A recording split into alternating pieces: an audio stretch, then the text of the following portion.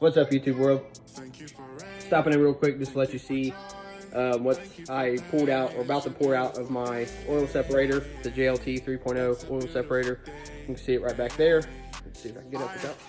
Right there. Just letting you know, kind of updating that it's still working, still doing good. This has been right at that, right in between oil changes, and it's done about it's about 3/4 of the way full. It's keeping all this gunk out of my engine to help prolong the life. So it's good news to see that. Awesome. We'll see you on the next one.